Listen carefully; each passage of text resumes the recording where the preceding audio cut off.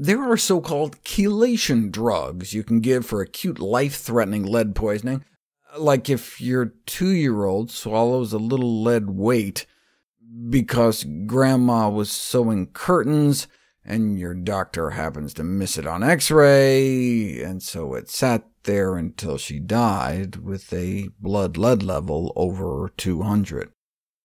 But for lower-grade, chronic lead poisoning, like levels under 45, there was no clear guidance as to whether these chelation drugs were effective, so they were put to the test.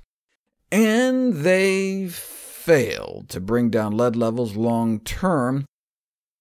Even when they worked initially, in dose after dose, the lead continued to apparently seep from their bones, and by the end of the year they ended up with the same lead levels as the sugar pill group. So no surprise that even though blood levels dipped at the beginning, no improvements in cognitive function or development could be found. Since much of lead poisoning is preventable, and the drugs don't seem to work in most cases, that just underscores the need to protect children from exposure to lead in the first place. Despite the medical profession's best intentions to do something to help these kids, drug therapy is not the answer. Yeah, we need to redouble efforts to prevent lead poisoning in the first place, but what can we do for the kids who've already been exposed? The currently approved method, these chelating agents, which bind and remove lead from our tissues, lack safety and efficacy when these conventional chelating agents are used. So what about dietary approaches? See, plants produce phytochelatins.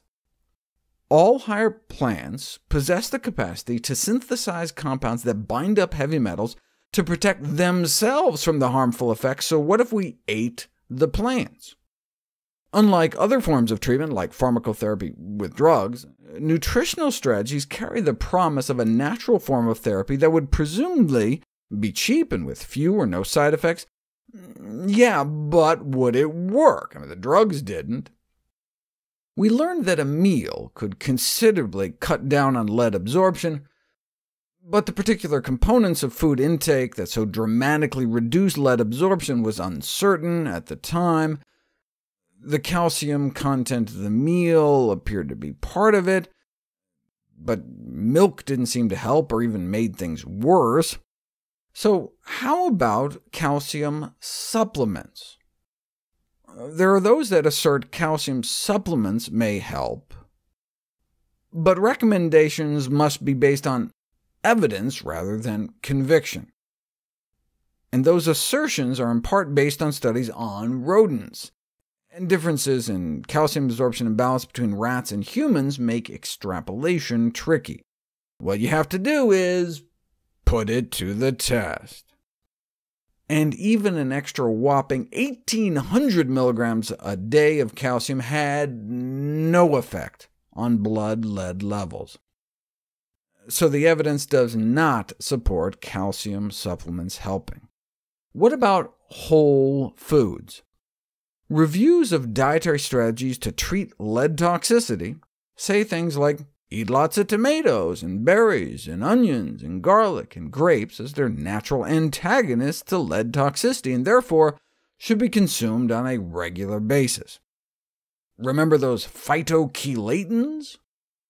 So maybe eating plants might help detoxify the lead in our own bodies, or those we eat. Maybe we could feed tomatoes, berries, onions, garlic, grapes to cows, pigs, chickens, and fish, and reduce our lead exposure that way. These natural phytochelatin compounds work so well that we can use them to clean up pollution. For example, chlorela can suck up lead and hold on to it, so what if we ate it? If it can clean up polluted bodies of water, might it clean up our own polluted bodies? We don't know, because all we have are studies like this, of mice, not men. So when you hear about how chlorela is detoxifying, they're talking about the detoxification of rat testicles. So yeah, a little sprinkle of chlorela might help your pet rat, or some black cumin seeds, or a sprig of cilantro. But when you hear about how cilantro is detoxifying against heavy metals, I presume you don't expect them to be talking about studies like this. But if we're interested in science and protecting our children, not just their pets, we're out of luck. Same with moringa. Same with tomatoes, and flaxseed oil, and sesame seed oil. Same with black grapes, and black, white, green, and red tea. There are simply no human studies to guide us.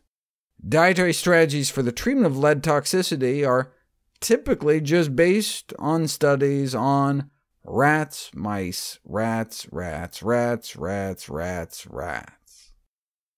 But there are some human studies, promising human studies, that I'll explore next.